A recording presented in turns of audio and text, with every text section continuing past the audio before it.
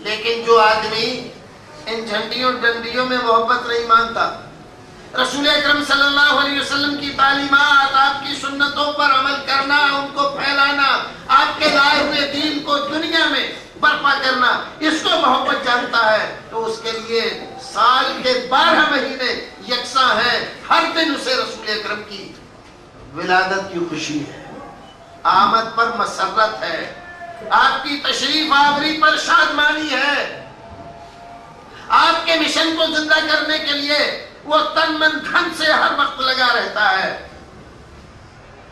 ہمارے بھائی لوگ کہتے ہیں کہ ہم رسول اکرم کی عظمتوں کا ذکر آپ کو بڑھا رہے، اور یہ دوسرے لوگ جو خوشی نہیں مناتے، انہیں عداوت ہے، دشمنی ہے، یہ آپ کو گھٹاتے ہیں۔ میں کہتا ہوں انصاف کو آواز دو، انصاف کہاں ہے؟ بھائیو ذرا انصاف سے سوچو، اللہ رب العزت نے اپنے نبی کو، اپنے حبیب کو اس کائنات میں اپنے بعد سب سے بڑا بنایا۔ کوئی نبی آپ کے درجے اور مرتبے کو نہیں پہنچتا، کوئی ولی آپ کے درجے کو پہنچے محال ہے، سارے ولی اکٹھے ہو کر بھی آپ کے درجے کو نہیں پہنچے۔ اللہ رب العزت نے اس کائنات میں اپنے نبی جیسا کوئی پیدا کیا ہی نہیں اور نہ کرے گا۔ یہ عظمت تھی میرے رسول کی، یہ درجہ تھا میرے رسول کا، لیکن آپ نے کیا کیا؟ آپ نے اتنے عظیم رسول کو، اس کی رفعتوں اور بلندیوں کو فراموش کر کے اتنی عظمتوں اور بلندیوں سے کھینچ کر آپ لے آئے عام لوگوں کی صف میں۔ جب گاندھی جینتی مناتے ہیں تو اس میں کیا حرج ہے؟ فلاں جینتی مناتے ہیں تو اس میں کیا حرج ہے؟ وہ مہاویر جینتی مناتے ہیں، خوشی مناتے ہیں، وہ گاندھی جینتی مناتے ہیں، وہ فلاں مناتے ہیں، وہ فلاں جینتی مناتے ہیں۔ ہم کیوں نہ منائیں؟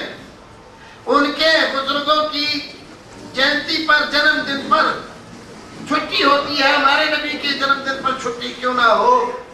آپ نے سوچا نہیں کہ آپ نے کیا کیا؟ اپنے نبی کو اتنی عظمتوں سے اتار کے ان کے برابر کر دیا۔ یہ سارے مل کر بھی میرے نبی کے برابر نہیں تھے۔ آپ نے ان میں سے ایک ایک آدمی کو پر قیاس کر کے اپنے نبی کو ان کے درجے میں لا کر بٹھا دیا۔ کتنے افسوس کی بات! اور اس کا نام آپ نے عظمت رسول رکھا، اس کا نام آپ نے رسول کی بڑائی۔ کتنے افسوس کی بات ہے کہ آپ گھٹا کر اس کو بڑھانا سمجھ رہے ہو، برابر گھٹاتے جا رہے ہو، پھر اس کو بڑھانا سمجھ رہے ہو۔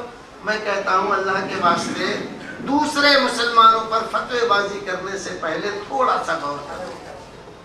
اگر یہ جھنڈیاں ڈنڈیاں، یہ قمقمے، یہ سجاوٹیں اور یہ دیگیں، یہ ساری چیزیں محبت کی دلیل ہیں،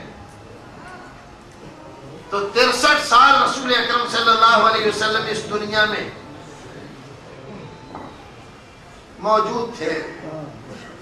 63 سال میں ایک دن آپ نے کہا ہو کہ مدینے کو آج سجاؤ، جھنڈیاں لگاؤ، ڈنڈیاں لگاؤ، سجاوٹیں کرو، سبیلے لگاؤ، دیگے پکاؤ،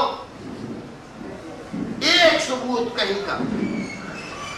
حضرت ابوبکر صدیق، عمر فاروق، عثمان غنی، علی مرتضی، حضرت امام ابو حنیفہ رحمہ اللہ، حضرت امام شافعی، حضرت امام مالک، حضرت امام احمد بن حنبل رحمہ اللہ اجمعین، یہ وہ عظیم شخصیتیں ہیں کہ کوئی دوسری مثال ان کی نہیں۔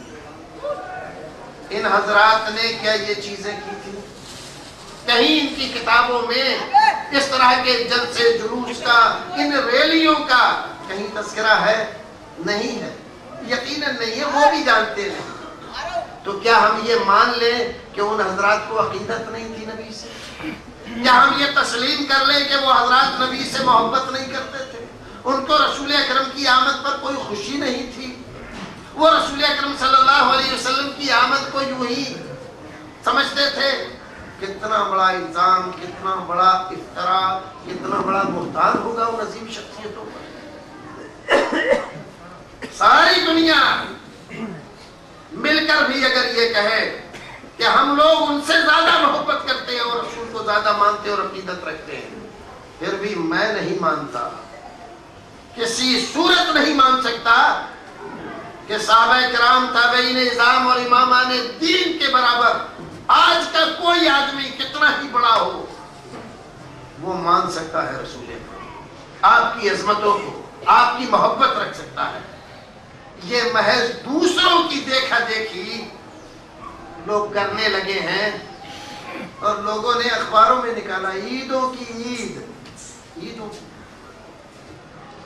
گویا کہ رسول اکرم صلی اللہ علیہ وسلم کی بتائی ہوئی 2 عیدیں وہ نیچے چلی گئیں، ان کی نکالی ہوئی عید ان سے بھی بڑھ۔ رسول اکرم نے 2 عیدیں بتلائیں، آپ تشریف لائے مدینہ، صحابہ کرام کو وہاں انصار کو دیکھا کہ میلہ کرتے ہیں، کچھ دنوں میں خوشی کرتے ہیں، پوچھا کیا ہے، کہا ہمارے باپ دادا کے زمانے سے ہوتا چلا ہے، اس لیے ہم ان دنوں میں خوشی مناتے ہیں۔